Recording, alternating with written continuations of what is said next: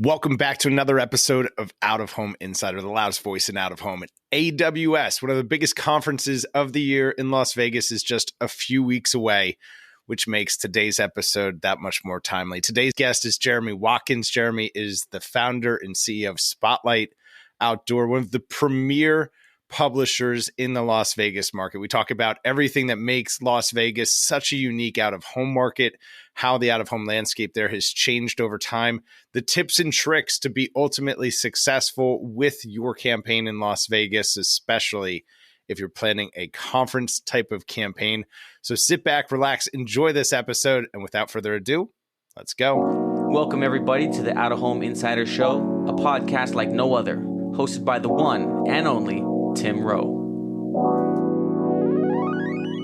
Get ready to have some knowledge dropped on you and to be entertained, because nothing's more valuable than food for your brain. So sit back, relax, we're about to dive in as the best industry podcast is about to begin.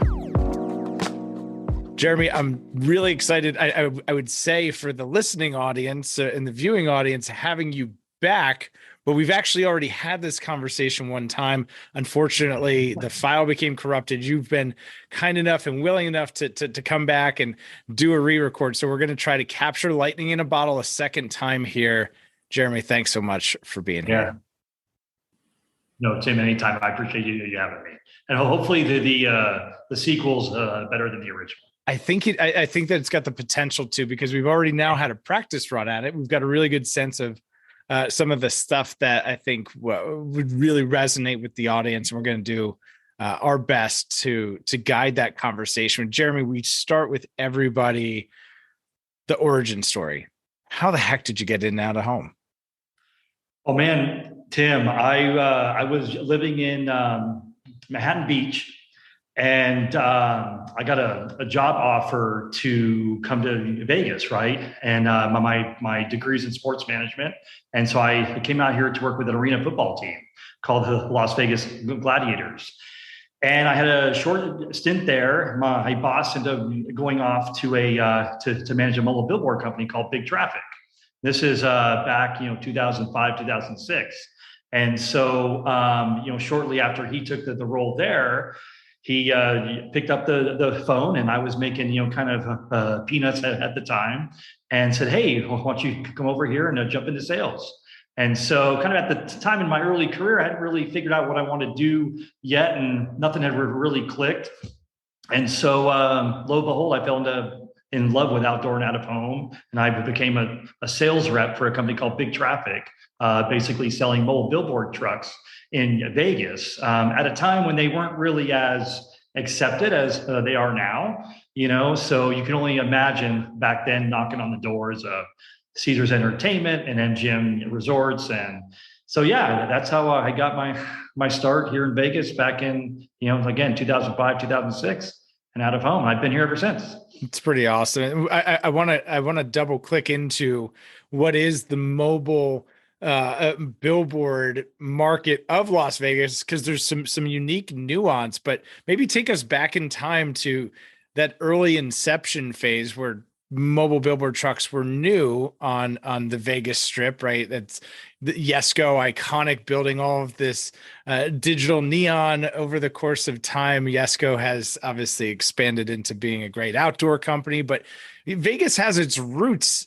Outdoor in a way has its roots in Vegas, but mobile billboards, you're saying, were pretty new, and probably like you had to do some explaining along the way. What was that like? Big time. So Tim, it was interesting because at the time, people kind of, the idea of a mobile billboard truck were those kind of girls direct to you trucks. And so that was really, the first comment was, "Hey, are those the girly ads?" And it was like, no, we actually have a legit business. I want to say at the time there was maybe 11 trucks in the entire market. And so it was tough, from a standpoint of what the perception of the medium was.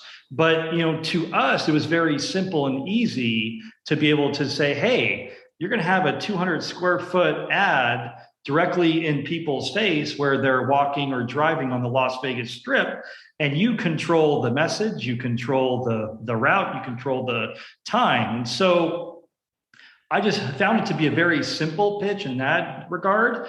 And, it just kind of took off, right? I think the clients were really understood that. I think once they understood the legitimacy of the company Big Traffic at the time, we weren't doing any of those, provocative ads. And I think when they saw the effectiveness and just kind of the lack of out of home waste, right? They were only paying for the time they were on the road.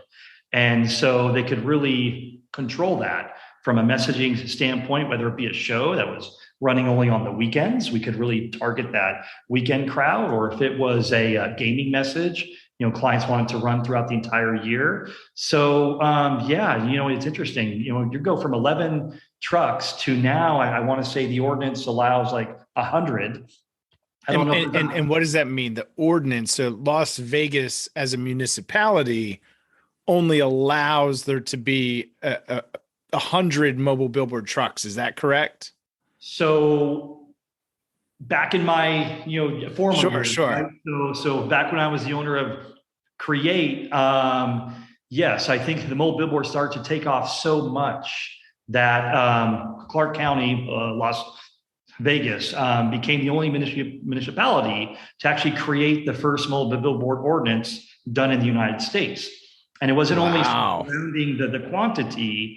I think more importantly, it was surrounding the quality, right? You couldn't be pulling an ad on a truck. You had to carry the proper insurances. There were actually safety guidelines, so many things that are involved in the business as a whole. And so, because I think the mobile billboards really kind of, the Vegas Strip became known for them, so Clark County saw the opportunity to say, hey, if we're going to do this, let's do it right. Let's create some standards. And so there you have it.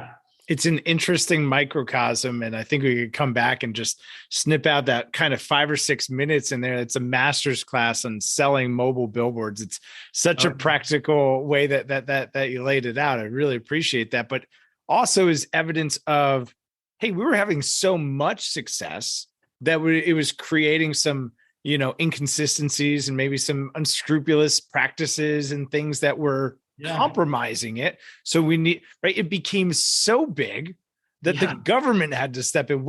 I think that truck side nationally, or maybe even internationally, almost wishes that was a problem, was that it was doing so well that we needed a government to step in. Not saying that we need more government oversight, but that's a testament to how much success there was in the market. Yeah, no, there was a ton. And I think the other, challenge that what was happening is, the Las Vegas Strip, right? The really kind of core of it, you're looking at a little over 2 miles long. Mm-hmm. And the reality is, if you didn't have control over the quantity of billboards, you're going to create a traffic flow issue, right? Could be an issue. And so I don't know where they came up with that figure. 100 was the right one, but if they allowed things just to continue on, you could have 100, 200, 300, 400, and now you're running to issues of a guest experience, right? I mean, people still want to get from their Uber from the airport to the hotel. You want to be able to basically travel up and down. So it became so welcomed and had done so well, create so much value for clients that at a certain point they had to kind of hit the brakes and just not overcrowd the streets. So interesting. And obviously you're a Las Vegas local. You've been in the market now 2 decades. And your own portfolio and Spotlight has since emerged from really this beautiful, inception moment that was a long time in the making. So tell us about Spotlight. Who is Spotlight? How is it different than obviously the truck side conversation that we've had so far? Spotlight, premium inventory, some of the most iconic placements in Las Vegas. A lot of that really developed from scratch, things that were not traditional ad spaces that you've helped develop over the last few years. I'd love for the audience to get an understanding of who Spotlight is and what it is that y'all are doing. No, thank you, Tim. So Spotlight was, the embryo of it to kind of what we are now. It started with the touchdown towers, which are essentially, Sure. the elevator wraps that connect the pedestrian bridges on Las Vegas Strip. And the reason I bring those up is those kind of started from the create media days with the mobile billboard trucks. And we realized we had to be a little bit more than just mobile trucks. We wanted to diversify and expand. And so we saw open inventory on these big 40-foot tall glass, elevator wraps, and realized that there was, some nuances as to why you can advertise on there. There were county property on private land. There were existing, easements that had to be basically granted in. And so started there from like the iconic space standpoint. And, that began with a partnership with Caesars Entertainment. That really parlayed into more elevator wraps on the Strip and partnerships through MGM Resorts, partnerships through the Showcase Mall. And so then about Spotlight started about a year and a half ago when I separated from Create Media, which obviously they're very well known for the mobile billboard trucks. And from the elevator wraps, we formed a partnership with Caesars. I think they had been really pleased with, kind of the revenue generated, that they opened up an RFP for their marquees on the Las Vegas Strip, which, again, when you talk about ordinances, there had been some loosening of regulations on the Strip to allow essentially additional national advertisers on the marquees. And so we won that. And, COVID hit. And I think what ended up happening, Tim, is, it kind of created an opportunity to kind of, leave the mobile billboard history, that I had behind, and, kind of move off into a new direction. And so, I sold Create Media, focus on the mobile billboard trucks, and basically took that elevator touchdown tower inventory, took that marquee inventory, and started Spotlight in February of 21. And here we are. And so that's kind of allowed us to focus on, unique advertising opportunities on the Strip. We just landed the Lids Digital Spectacular. It's beautiful. Yeah, which is really the only unit so far that really lends itself to that 3D force perspective application. I don't know if you guys have been able to see, we've been able to really kind of knock it off with some really cool ads, right? From, the really cool things Cirque du Soleil's doing. They were the really first big brand to jump up on the board. Aristocrat had an incredible, 3D Buffalo coming at you during G2E. And what's great is that there's a lot more interest, a lot more things coming on for next year with that particular screen. And so, yeah, exactly. Yeah, got some of it up here on screen for the listening audience. Definitely come back and check out the YouTube, and we'll link to Spotlight Social, because it's full of the content for this canvas is really such a unique opportunity. And I'm assuming, and I would love to hear the feedback from the brands, the creative canvas that this is, they're using it in exciting ways. They're not just throwing a brand ad up there and saying, hey, I've got a whole bunch of shiny space to throw this thing up on. They're really taking risks. They're testing limits.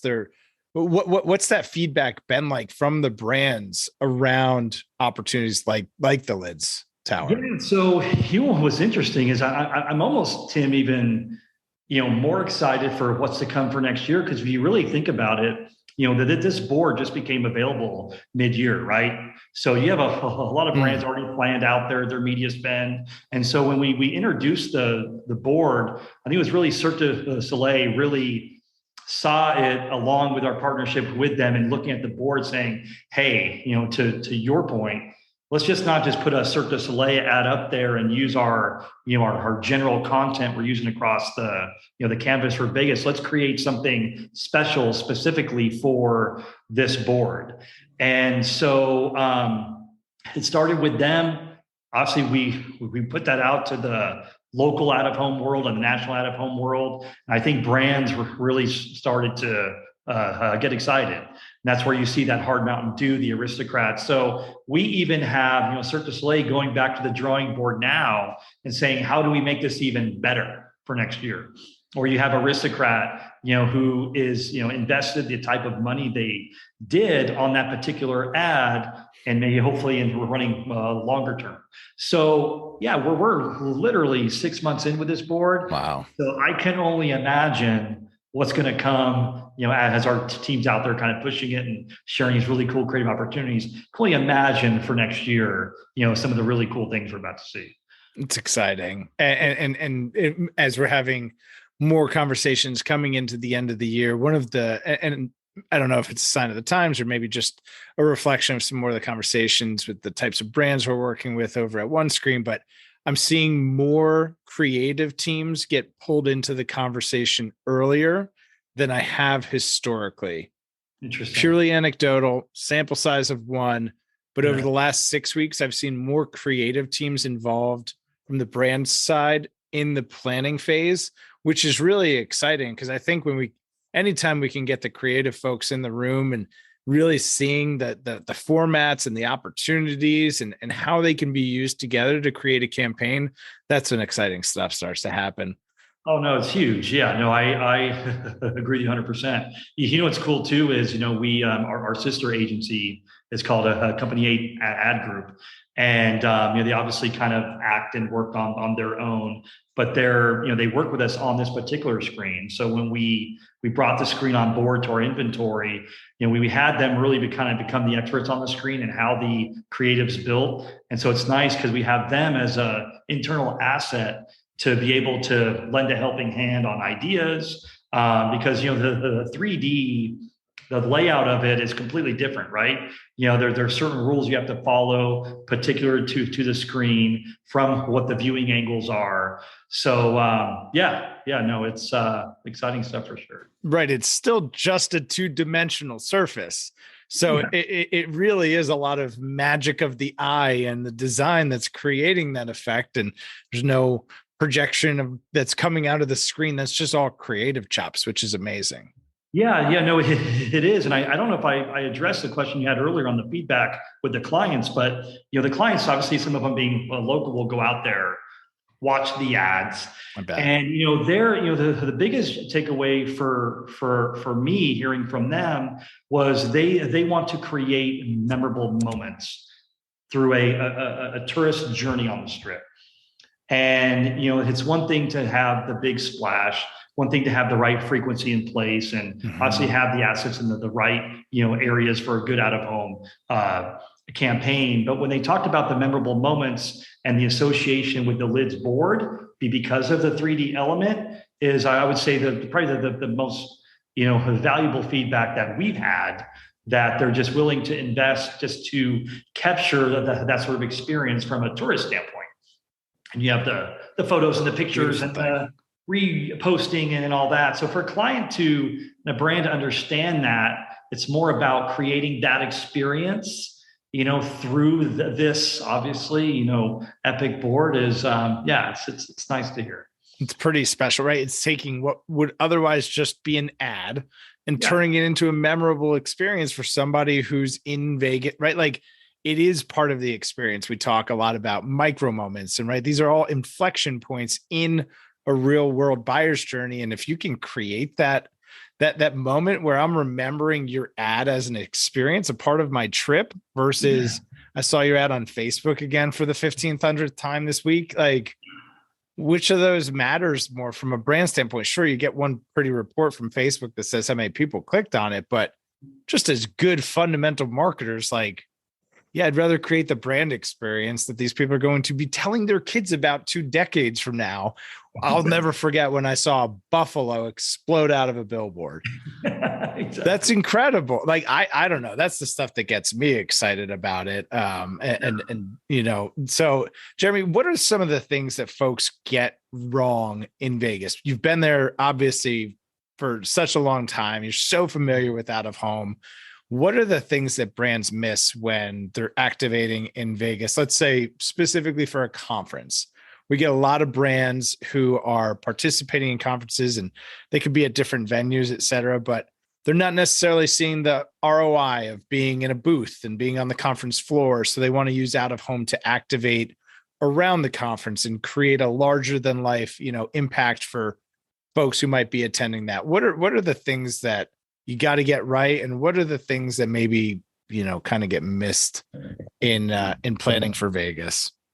Yeah, great question. I think the things that you have to get right, in addition to being missed, right, is I think especially when you look at conferences, you either have the Las Vegas Convention Center, you've got the Mandalay Bay Convention Center, you have the Venetian. There's multiple ones on the Strip. They're in very different areas, right? And so I think what these brands miss is the fact, yes, do you have to take the journey, whether you're driving in from a feeder market or flying in? How are these customers going from the airport to the convention center itself? But I think what's missed is, what are they doing in before and after the show? And what they're doing before and after the show is they're walking up and down the Strip. They're going out to eat, either hosting clients or being a client themselves. And so they're missing that journey when they're not on the convention floor, which I think is the journey that can really resonate with a brand. Imagine sitting there eating at the Bellagio fountains, and you're overlooking the Strip, and all of a sudden on a marquee, there's your potential client's ad or your brand's ad playing over and over again. Or imagine walking up and down, being a conventioneer, and seeing a billboard truck or a taxi ad or a touchdown tower. So I think they miss the Vegas experience. I think they may kind of run into the trap of, oh, we're at Mandalay Bay and I only want inventory around Mandalay Bay. Well, that's fine, and obviously don't miss that. But you got to really think about what people are doing before and after. They may even be coming into market a day or two ahead of time, bringing their family, enjoying Vegas. They may be staying after, or even both. So I think they miss, and I don't think people coming here for a conference go to bed at night after they've eaten. You may have but this is not the town for that, right? So it's 24/7. It's happening all the time, and I know when we have the conversations, we can hear almost a light bulb go off. The client's going, "Oh, I didn't really think about that. I was just thinking around the route to the Venetian or the Sands Convention Center." So yeah, I would say that would be a really important element that they miss. Or that I think should be more part of the conversation.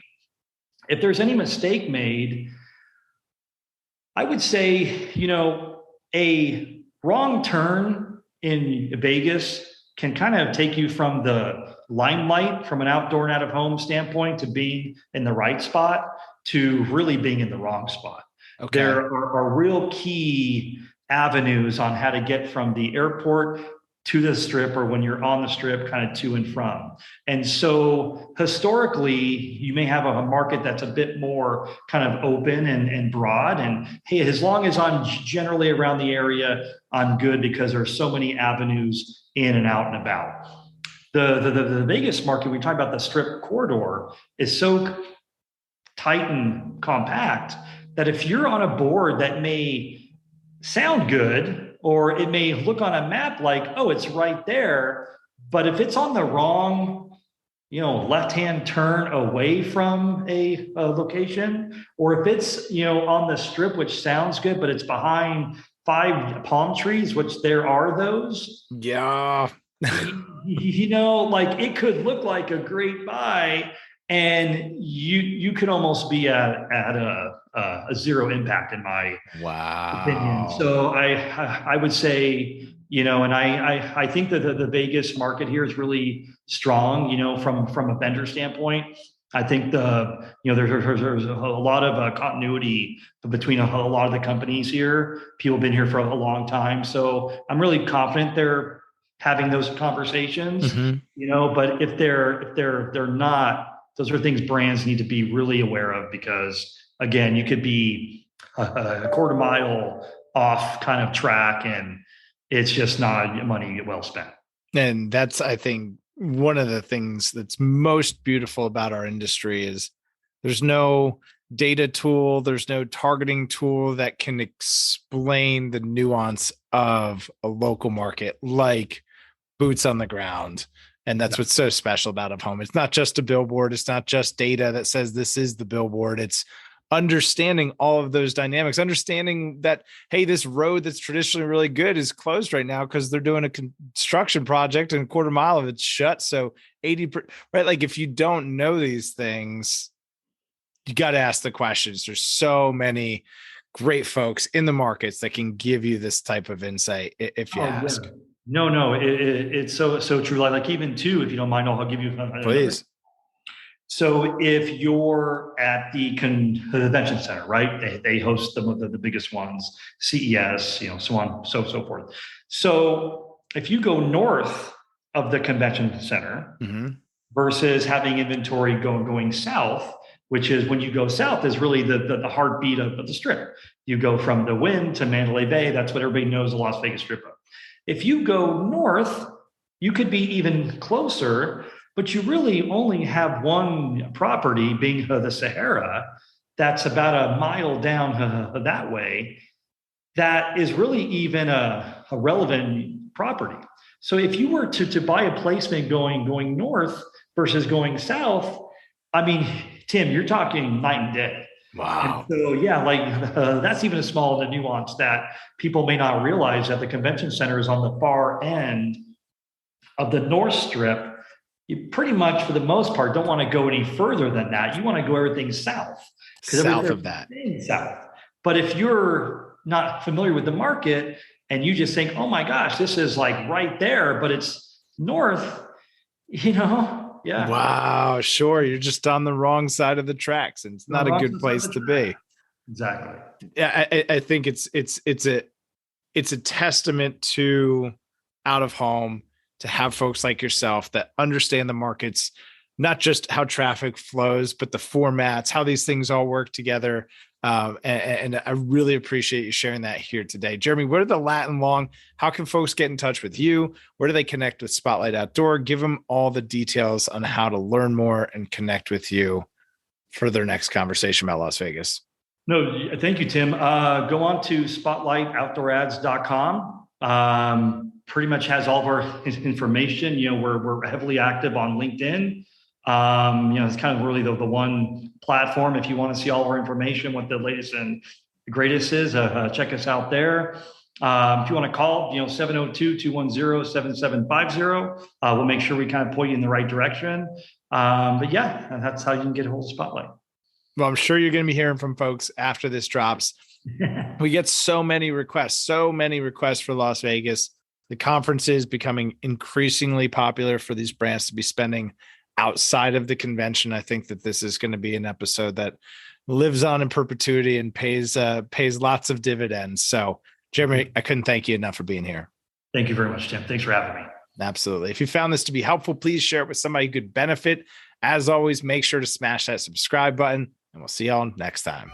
Quarter century, I finally came to my senses. I finally got my hand up on the tinted Benz, kid. I see the world clear through my tinted lenses. With the dream and the drive, the possibilities endless. Now print that, send this all the way to Tokyo. Take a trip down south, down to Mexico. Next stop, Shanghai, the world-class trade show. First class all the way, cause that's how we roll. Yeah, call us the rock star businessman. Rockin' shows we handle business, man. We got our own future in the palm of our